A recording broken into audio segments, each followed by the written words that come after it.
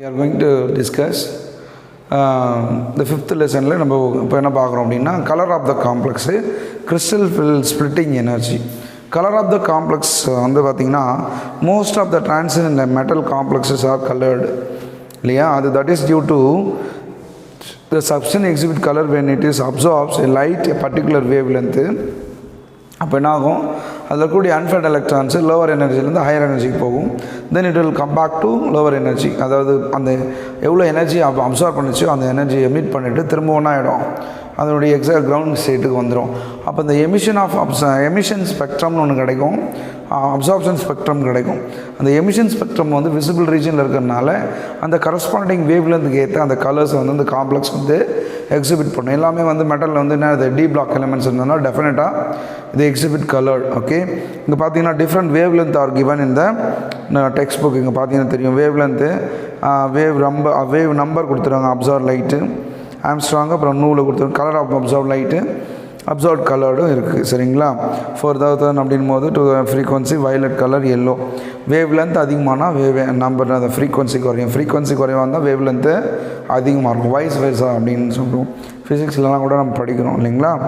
Right, crystal field தியரியை வச்சு நம்ம என்ன பண்ணுறோம் அப்படின்னா, the Ligand field causes splitting of d orbitals of the central metal atom in two sets. One on the T2g and then another one is Eg. T2g இன்றது lower energy, Eg இன்றது higher energy. So நம்ம already ஒன்று சொல்லியிருந்தோம், delta T which is equal to 4/9 delta not அப்படின்னு ஒரு ரிலேஷனை பார்த்தோம். அதை use பண்ணி நம்ம என்ன பண்ணலாம், அந்த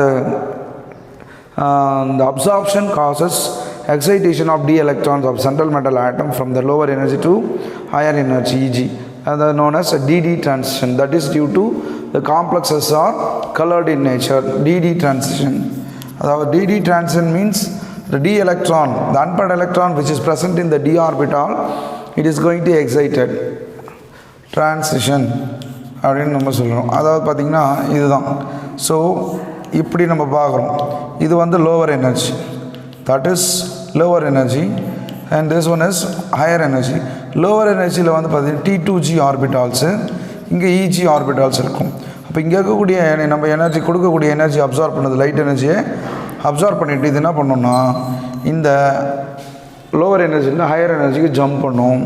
தென் இந்த எனர்ஜியில் டிஃப்ரென்ஸ் இருக்கு இல்லையா, அகைன் இதை எமிட் பண்ணிவிட்டு லோவர் எனர்ஜிக்கு வரும். ஸோ அந்த ரீஜியன் வந்து விசிபிளாக இருக்காதான் நமக்கு காம்ப்ளெக்ஸஸ் வந்து கலர்டாக இருக்குது அப்படின்னு நம்ம சொல்கிறோம். ரைட், இதில் வந்து பார்த்திங்கன்னா ஆக்டாய்டல் காம்ப்ளெக்ஸஸ் வந்து such as bromide, fluoride have different colours due to different இந்த மேக்னிடியூட் அப்படின்னு நம்ம சொல்கிறோம். ஸோ தென் ஃபைனலாக நம்ம என்ன பார்க்குறோம்னா மெட்டாலிக் கார்பனைல்ஸ் அப்படின்னு சொல்கிறோம். மெட்டாலிக்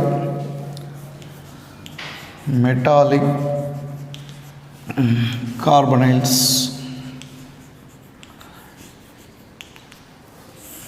மெட்டாலிக் கார்பனைல்ஸ் வந்து MCO 4 டைம்ஸ் இப்படி ஒரு காம்ப்ளெக்ஸ் இருக்குது. எக்ஸாம்பிள் வந்து நிக்கல் கார்பனைல் சொல்லலாம். Metal with carbonyl ligand, metal with carbonyl ligand, that is call metal carbonyls அப்படின்னு நம்ம சொல்கிறோம். சரிங்களா, ரைட். அடுத்தது வந்து பார்த்திங்கன்னா classification. Generally metal carbonyls are classified into two different types based on the number of metal atom present இல்லைங்களா. இது வந்து மானோ நியூக்ளியர் கார்பனைல்ஸ் அப்படின்னு சொல்கிறோம். மானோ நியூக்ளியர் கார்பனைல்ஸ்னால் என்ன அப்படின்னா மெட்டல் அயான் வந்து சிங்கிளாக இருக்கும். பாலி நியூக்ளியர் கார்பனைல்ஸ் அப்படின்னு சொல்கிறாங்க. பாலி நியூக்ளியர் கார்பனைல்ஸ் அப்படின்னா more than one metal ion carbonyl லிகாண்டோடு சேர்ந்துருக்கும். For example manganese cobalt, manganese rhenium, manganese. சரிங்களா, மேங்கனீஸே வந்து டபுளாக இருக்குது. அதெல்லாம் வந்து பாலி நியூக்ளியர் கார்பனைல்ஸ் அப்படின்னு சொல்கிறோம். Classification based on the structure. Classification based on the ஸ்ட்ரக்சரில் வந்து ஃபஸ்ட் ஒன் வந்து பார்த்திங்கன்னா என்ன சொல்கிறேன்னா structure of binuclear metal carbon involve in metal bonds or bridging CO group or both. Carbonyl ligand are attached to only one metal atom as referred to terminal carbonyl group. Suppose 2 metal atoms வந்து என்ன ஆகுது, simultaneously ஒரு பிரிட்ஜாக மாறுது, ஒரு link இருக்கும்போது அது வந்து bridged carbonyl. அப்போது நான் பிரிட்ஜ்டு ஆர் டெர்மினல் கார்பனைல் சொல்கிறோம். இன்னொன்று வந்து என்ன அப்படின்னு பார்த்தீங்கன்னா இந்த நான் பிரிட்ஜுன்றது ஃபஸ்ட்டு சொன்ன இல்லையா மானோ நியூக்ளியர்னு சொல்கிறோம். அடுத்தது பிரிட்ஜ்டு கார்பனைல்ஸ் வந்து என்னென்னா இப்போ 2 இருக்குது, Fe2CO 10 டைம்ஸு, அப்போ 9 Fe2CO 9, Fe2CO9 என்னும் போதுனா வரணும்னா இங்கே பார்த்தீங்கன்னா தெரியும் இப்படி வரும் 1 2 3 4 5 6 7 8 9 10. ஸோ இப்போ இந்த மாதிரி பிரிட்ஜு மாதிரி ஃபார்ம் ஆகும். பிரிட்ஜு கார்பனைல்ஸ் இதெல்லாம் பார்த்திங்கன்னா நம்ம என்னென்னு சொல்கிறோன்னா bridged carbonyls அப்படின்னு சொல்கிறோம். Bonding in metal carbonyls there are two different types of metal bonding. நமக்கு நல்லாவே தெரியும் மெட்டல் வித் லிகாண்ட் வந்து சிக்மா, எக்ஸ்ட்ரா வரும்போது நான் பேக் டொனேஷன் வரும்போது பை பாண்ட் வந்து ஃபார்ம் ஆகும். லீனியர் ஓவர்லேப் ஆக்சில் தான் சொல்லுவோம். Stability of metal carbonyl. Stability of metal carbonyl வந்து பார்த்திங்கன்னா ஃபஸ்ட்டு என்ன சொல்கிறாங்கன்னா தெர்மோடைனமிக் ஸ்டெபிலிட்டி, தெர்மோடைனமிக்கு ஸ்டெபிலிட்டி, அப்புறம் வந்து பார்த்திங்கன்னா கைனடிக் ஸ்டெபிலிட்டி அப்படின்னு சொல்கிறாங்க. அப்போது என்னென்னா coordination complex refer to free energy change of complex formation.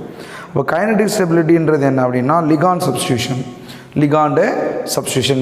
அதாவது லபைலாக இருக்கும், ஒரு லிகாண்ட் போனால் வேறு ஒரு லிகாண்ட் வர்றது, அப்போ வந்து அது நம்ம சொல்கிறோம். சேஞ்ச் இன் ஃப்ரீ எனர்ஜி வச்சு சொல்கிறது தெர்மோடைனமிக் ஸ்டெபிலிட்டி. லிகாண்ட் சப்ஸ்டியூஷன் வந்து பார்த்திங்கன்னா கைனடிக் ஸ்டெபிலிட்டி அப்படின்னு சொல்கிறோம். Stability constant. Stability constant for the formation of coordination complex in solution. It is a measure of the strength of a interaction between the reagents and the ligand to the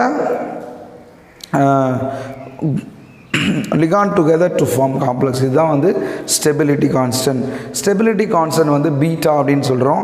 இதை வந்து நம்ம எப்படி calculate பண்ணலாம்னா ஒரு எக்ஸாம்பிளே கொடுத்துருக்கு நமக்கு. Concentration of what is that complex divided by concentration of ions. இதை வச்சு நம்ம என்ன பண்ணலாம், ஸ்டெபிலிட்டி கான்ஸ்டன்ட்டை வந்து we can calculate it அப்படின்னு நம்ம சொல்கிறோம். இங்கே சிக்னிஃபிகன்ஸ் கொடுத்துருக்காங்க, ஸ்டெபிலிட்டி கான்ஸ்டன்ட் வித் வேல்யூஸோடு கொடுத்துருக்காங்க. இது வந்து 1 மார்க் கொஷின்ஸில் கேட்பாங்க. Right. Step wise formation of constant, overall formation constant. Overall formation constant என்ன, இப்போ ஒரு காம்ப்ளெக்ஸ் வந்து ஃபார்ம் ஆகுது அப்படின்னும் போது நம்ம என்ன பண்ணுறோம்னா ஒரு லிகாண்டாக சப்ஸ்டியூஷன் நடந்துகிட்டே வரும். அப்போ ஒவ்வொரு ஸ்டெப்புக்கும் வந்து நம்ம ஸ்டெபிலிட்டி கான்ஸ்டன்ட் பார்த்தோம் இல்லைங்களா, அந்த பீட்டா அதை வச்சு நம்ம கால்குலேட் பண்ணி ஃபைனலாக நம்ம என்ன பண்ணலாம், beta which is equal to K1 into K2 K3, அப்போ ஒவ்வொரு கான்ஸ்டன்ட்டையும் வச்சு நம்ம ஆட் பண்ணோம்னா டோட்டல் அது ஓவரால் ஃபார்மேஷன் ஆஃப் ஸ்டெபிலிட்டி கான்ஸ்டன்ட்டை வந்து கால்குலேட் பண்ணலாம். சரிங்களா. Right. Importance of coordination complexes and then வந்து பார்த்திங்கன்னா அதனோட அப்ளிகேஷன்ஸ் எதுலெல்லாம் பயன்படுது அப்படின்னு நம்ம சொல்கிறோம். சரிங்களா. டிஃப்ரெண்ட் டைப்ஸ் வந்து பார்த்திங்கன்னா நிறைய இடிடி, அதாவது இண்டஸ்ட்ரியலு, அப்புறம் வந்து பார்த்திங்கன்னா and then paper industry, dyeing process, catalyst, இந்த மாதிரி செவரல் ப்ராசஸ் வந்து அப்ளிகேஷன்ஸ் வந்து இருக்குது. And then biological system contain metal atoms இல்லைங்களா. குளோரோஃபில் சொன்னோம் நம்ம, குளோரோஃபில்லில் மெக்னீஷியம் இருக்குது, ஹீமோக்ளோபினில் iron, and then without haemoglobin it is very difficult to live. அது ரொம்ப அவசியம் நமக்கு. அதே மாதிரி வந்து பார்த்திங்கன்னா விட்டமின் B12, சைனோகோபாலமின்ல cobalt, it is employed in the many of biological functions. ஏன்னா நம்ம பாடியே வந்து என்னென்னா இட் இஸ் கன்சிடர் ஆஸ் ஒரு பயோ ஃபேக்ட்ரி. அப்போ அந்த பயோ ஃபேக்ட்ரியில் வந்து நிறைய கெமிக்கல், அதாவது பயோ கேட்டலைஸ்டு கெமிக்கல் ரியாக்ஷன்ஸ் நிறைய நடக்குது. அந்த பயோ கேட்டலைஸ்டு அப்படின்னு சொல்லும் போது அந்த சிஸ்டம் ஃபுல்லாகவே வந்து கோஆர்டினேஷன் காம்ப்ளெக்ஸஸ் தான். அதில் வந்து சென்ட்ரல் மெட்டல் ஆட்டம் எதிரான இந்த டி பிளாக் எலிமெண்ட்ஸ். அப்போ இதனுடைய பங்கு வந்து ரொம்ப அவசியம், விட்டமின்ஸ் எல்லாத்தையும். சரிங்களா. ரைட். ஸோ இதோட இந்த லெசன் வந்து முடியுது. ரைட். நம்ம வந்து நெக்ஸ்ட் கிளாஸ் வந்து நியூ லெசன்ஸாக பார்ப்போம். சரிங்களா. If you have any doubt you may ask, I will clarify. Okay, thank you.